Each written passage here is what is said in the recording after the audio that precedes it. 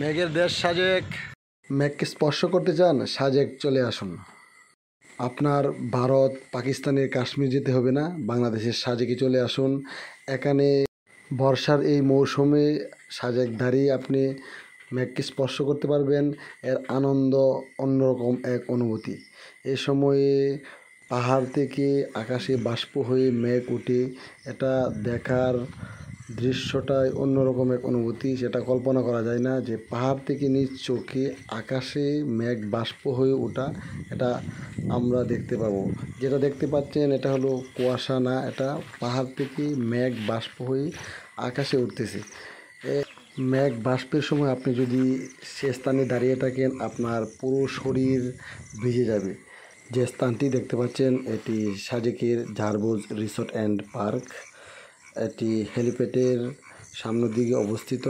যারা আসছেন তারা অবশ্যই জানেন, যারা না আসছেন চলে আসবেন। মেঘ চলে যাওয়ার পরে এরকম দৃশ্য দেখা যায়। পাহাড়ি এলাকার বৈশিষ্ট্য হলো যে কোনো সময় বৃষ্টি চলে আসে, আবার যে কোনো সময় বৃষ্টি চলে যায়। দিন সাদা, কিছুক্ষণ পর আবার বৃষ্টি। পাহাড়ি এলাকার বৈশিষ্ট্য হলো দিনে যত গরমই থাক, পর্যাপ্ত পরিমাণ বাতাস রয়েছে। রাতে আল্লাহর অন্যরকম এক নিদর্শন, শীত পড়ে। সেখানে প্রতিটা পাহাড়ের প্রত্যেকটা স্থানে রাতে কিছু পাতা, কিছু গায়ে দিয়ে ঘুমাতে হয়। এটা অন্যরকম এক আল্লাহ তাআলার নিদর্শন। যারা পাহাড়ি রয়েছেন তারা তো অবশ্যই জানেন, আর যারা এখানে ঘুরতে আসেন তারাও জানেন। যারা না আসছেন তাদের জন্য এটা বলা।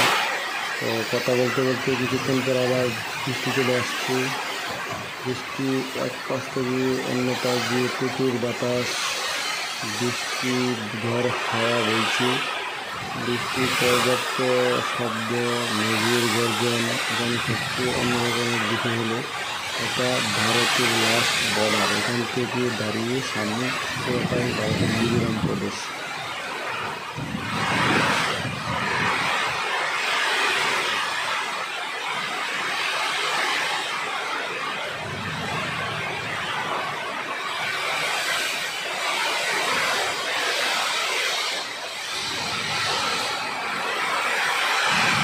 ভিডিওটি যদি ভালো লাগে অবশ্যই ফলো এবং সাবস্ক্রাইব করবেন। ধন্যবাদ সবাইকে।